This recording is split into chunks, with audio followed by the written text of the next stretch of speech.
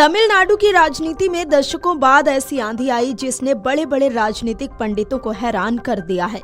49 साल से राज कर रही द्रमुक और अन्नाद्रमुक को पछाड़कर अभिनेता विजय की 2 साल पुरानी पार्टी टीवीके ने तमिलनाडु विधानसभा चुनाव में कमाल कर दिया है। सिनेमाई पर्दे के हीरो से असल जिंदगी के राजनेता बने विजय ने राज्य की जनता के सामने एक नया और मजबूत विकल्प पेश किया।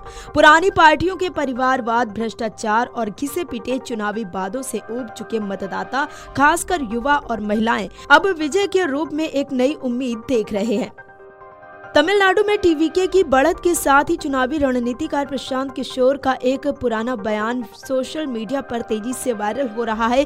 प्रशांत किशोर ने कहा था कि विजय की टीवीके राज्य में अकेले चुनाव लड़कर जीत सकती है। खबरों के मुताबिक प्रशांत किशोर विजय की पार्टी के स्पेशल पॉलिटिकल एडवाइजर भी रह चुके हैं। जब विजय ने प्रशांत किशोर को अपना रणनीतिकार बनाया था, उस दौरान एक जनसभा में प्रशांत किशोर ने कहा था, यहाँ पर कुछ लोग धोनी के नारे लगा रहे हैं क्योंकि वो इकलौते बिहारी हैं जो तमिलनाडु में लोकप्रिय हैं।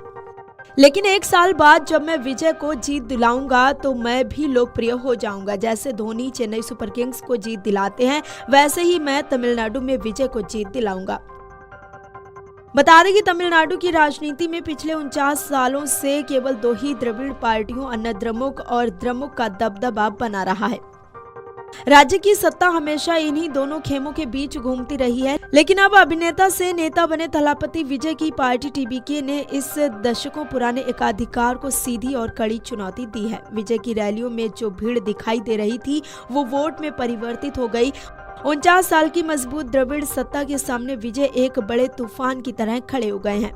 चुनाव के रुझानों में थलापति विजय की पार्टी टीवीके भले ही सबसे ज्यादा सीटों पर आगे चल रही है, लेकिन सियासत में जब तक जादुई आंकड़ा पार न हो जाए तब तक कुछ भी तय नहीं माना जाता है।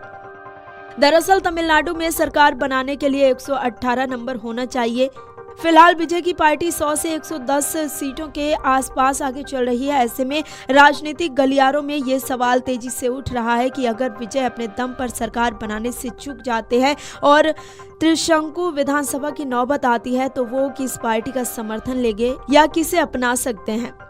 दरअसल अपनी लगभग हर चुनावी रैली में विजय ने सत्ताधारी पार्टी द्रमुक और केंद्र में बैठी भाजपा पर जमकर निशाना साधा।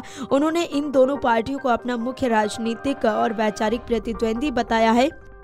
अगर नतीजों में नंबर गेम का पेच फंसता है तो संभावना है अन्नाद्रमुक और टीवीके का साथ आना सबसे स्वाभाविक कदम होगा। अन्नाद्रमुक भी ये भलीभांति जानती है कि द्रमुक को सत्ता से बेदखल करने के लिए ये सबसे सुनहरा मौका है। ऐसे में पूरी संभावना है कि अन्नाद्रमुक अपनी सहयोगी भाजपा का साथ छोड़कर सीधे तौर पर विजय को अपना